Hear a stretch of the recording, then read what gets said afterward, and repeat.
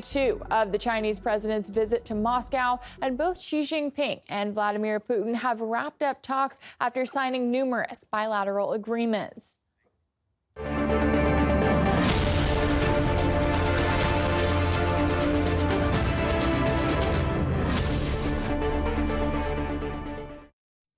The Chinese president has praised bilateral ties between Russia and China and said the two countries are guided by principles within the UN Charter and they stand on the right side of history. Chinese-Russian ties have gone far beyond bilateral relations over the last 10 years and are of crucial and vital importance for today's world order and the fate of mankind. Our contacts and cooperation are advanced on the principle of friendship. Our relationship is built on contributing to the progress of mankind. We're guided by the principles in the UN Charter and adhere to an unbiased view. We're always ready for peace and dialogue. We firmly stand on the right side of history. I count on continuing close contacts with President Putin and on long-term China-Russia relations. The statement came as the two leaders delivered comments after a bilateral meeting where they reaffirmed their strong commitment to each other's countries, both economically and diplomatically. RT's Murad Ghazdiev reports.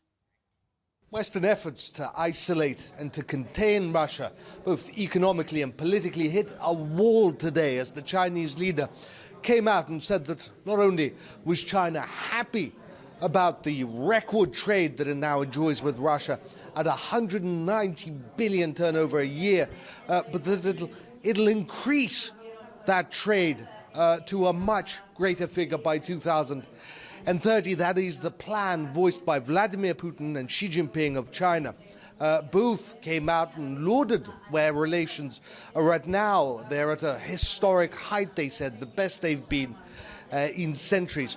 More than that, Vladimir Putin and Xi Jinping listed the various areas where they would work together, build on those relations, and they're pretty much everything. They are culture, they are trade, business, financial services, as well as technology, energy, and much, much more.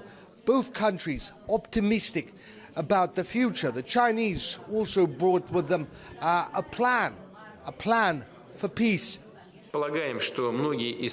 We believe that many of the points of China's peace plan are similar to our views and can be taken in action for the peaceful settlement when the West and Kiev are ready to accept these. However, so far, we see no willingness on their part.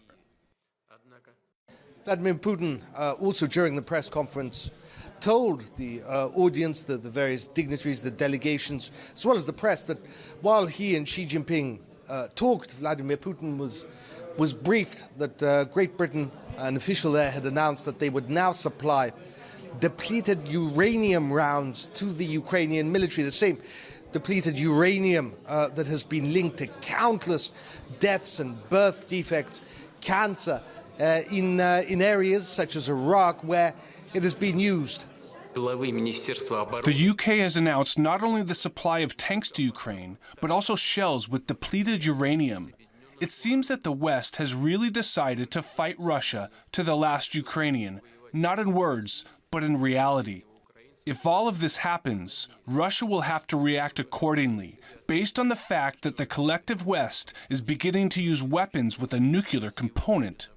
All in all, grand, ambitious plans voiced by China and by Russia, the leaders of both saying that they stood for a multipolar world and that they would work to develop that world and the various systems and bodies that govern it. A world based on rules and laws in which China and Russia will remain good friends.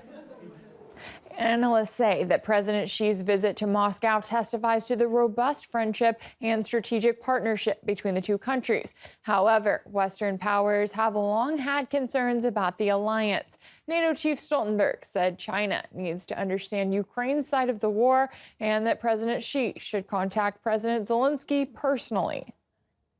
It is for Ukraine to decide what are acceptable conditions for any peaceful solution.